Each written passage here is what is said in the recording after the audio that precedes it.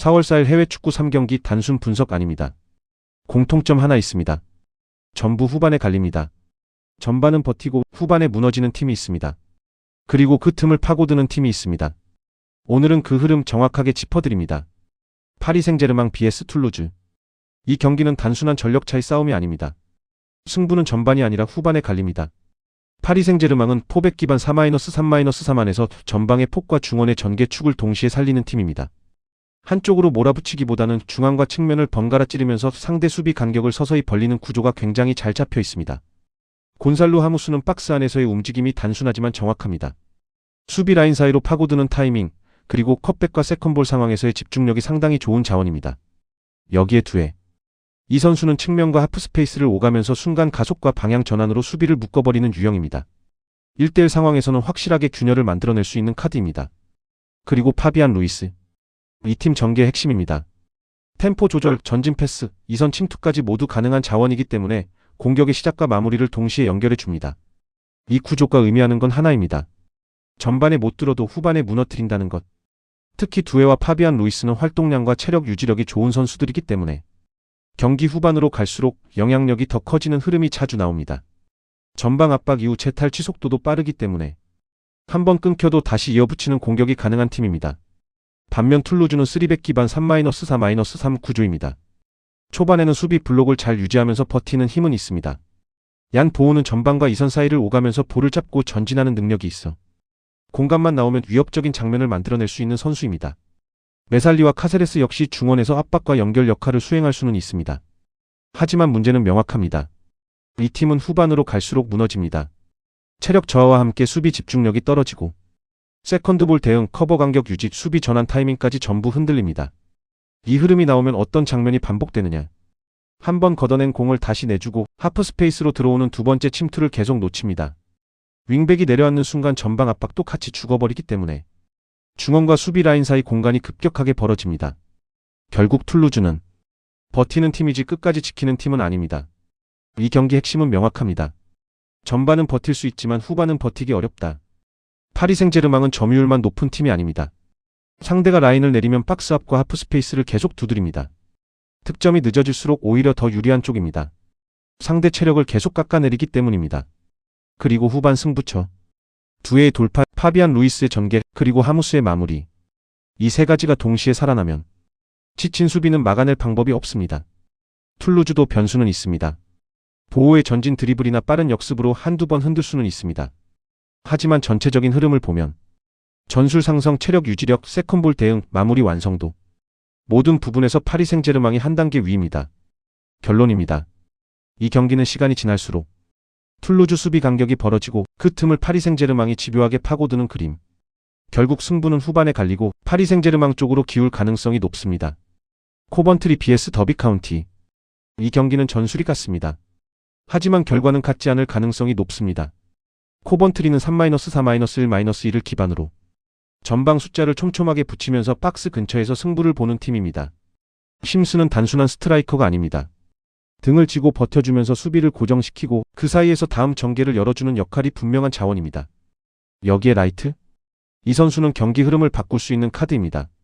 측면에서 안으로 파고드는 직선적인 돌파, 그리고 낮고 빠른 크로스로 바로 마무리 장면을 만들어냅니다. 에클스는 중원에서 단순히 공을 돌리는 선수가 아닙니다. 템포를 맞추면서 세컨볼 상황에서 공격을 다시 이어주는 연결고리입니다. 이 세 가지가 맞물리면 어떤 그림이 나오느냐. 후반으로 갈수록 상대 박스 근처에 숫자를 계속 밀어넣는 구조가 만들어집니다. 그리고 여기서 핵심 장면이 나옵니다. 라이트가 측면에서 계속 흔들기 시작하면 수비 라인은 자연스럽게 안쪽으로 좁혀집니다. 그 순간 바깥 공간과 세컨드 라인 앞 공간이 동시에 열립니다. 이 타이밍에 심스가 하프 스페이스에서 먼저 자리를 잡으면 수비가 정리되기 전에 바로 슈팅 찬스로 연결됩니다. 결국 코번트리는 숫자 집중, 돌파, 재연결, 위치 선정. 이 네 가지가 맞물릴 때 가장 날카로운 팀입니다. 더비 카운티 역시 같은 3-4-1-2입니다. 하지만 이 팀은 공격보다 수비 균형이 더 중요한 팀입니다. 아게망은 피지컬과 침투 타이밍으로 한 번의 수비를 밀어낼 수 있는 자원입니다. 브루스터는 짧게 받아주고 다시 들어가는 박스 근처 연계 리듬이 좋은 선수입니다. 문제는 공격이 아닙니다. 수비입니다. 코번트리처럼 후반에 숫자를 계속 밀어넣는 팀을 상대로는 수비 라인이 안쪽으로 과하게 좁혀질 가능성이 큽니다. 이 흐름이 나오면 측면 낮은 크로스 대응, 세컨드 라인 커버, 그리고 두 번째 볼 처리까지 전부 동시에 흔들릴 수 있습니다. 특히 라이트를 막기 위해 수비가 한쪽으로 쏠리는 순간 심스가 하프 스페이스로 빠져나오는 장면이 계속 열릴 수 있습니다. 더비 카운티도 역습은 가능합니다. 악의망 브루스터 조합으로 한두 번은 찔러 넣을 수 있습니다. 하지만 수비가 계속 밀리기 시작하면 전방 숫자 자체가 유지되지 않습니다. 결국 공격도 단발성으로 끊길 가능성이 높습니다. 이 경기 핵심은 단 하나입니다. 후반에 누가 박스 앞을 장악하느냐. 코번트리는 후반 중반 이후 상대 페널티 박스 근처에 숫자를 계속 밀어 넣는 팀입니다. 그리고 라이트가 측면에서 흔들기 시작하면 더비 카운티 수비는 안으로 계속 좁혀질 수밖에 없습니다. 이건 구조적인 문제입니다. 안쪽을 막으면 바깥이 열리고 바깥을 막으면 하프 스페이스가 열립니다. 코번트리는 이 흐름을 정확하게 노리는 팀입니다.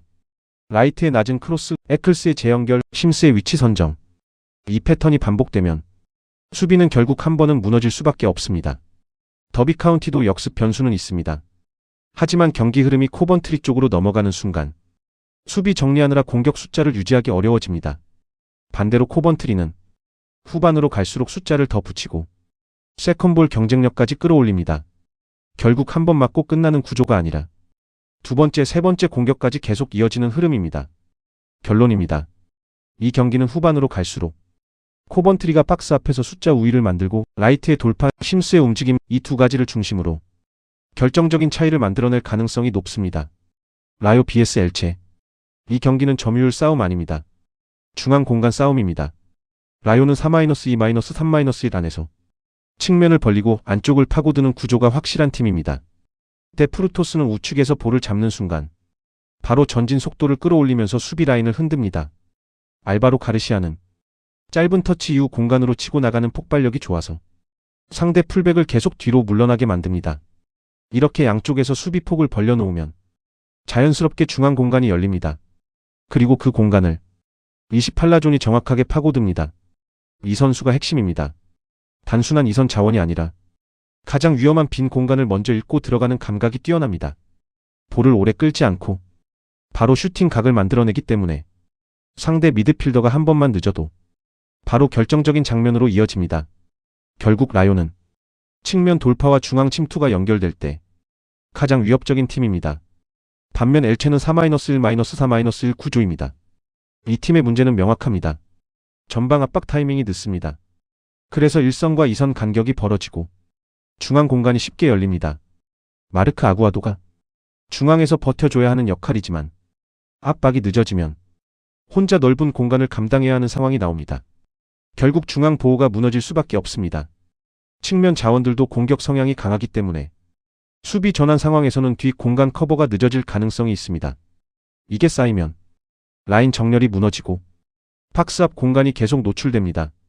특히 라요처럼 이선 침투가 좋은 팀을 상대로는 이 간격 붕괴가 바로 슈팅 허용으로 이어질 수 있습니다.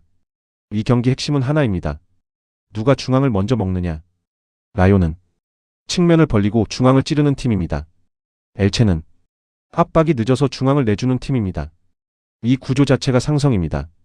데프루토스가 우측에서 수비를 끌고 들어가고 알바로 가르시아가 좌측에서 라인을 밀어내면 엘체는 측면과 중앙을 동시에 신경 써야 하는 상황에 놓입니다.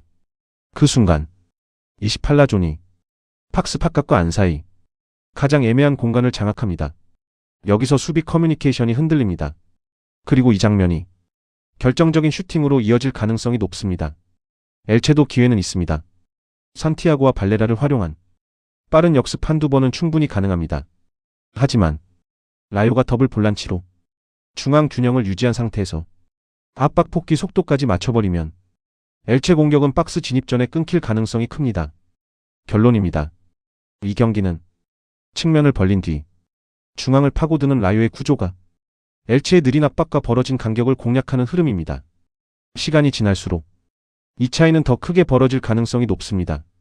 결국 라요가 중앙 공간을 장악하면서 승부를 가져갈 가능성이 높은 경기입니다. 오늘 3경기 공통 흐름 정리합니다. 전반은 버티기, 후반은 붕괴. 이 구조가 반복됩니다. 파리 생제르맹, 코번트리, 라요. 전부 후반에 강한 팀들입니다. 이 타이밍 놓치면 안 됩니다.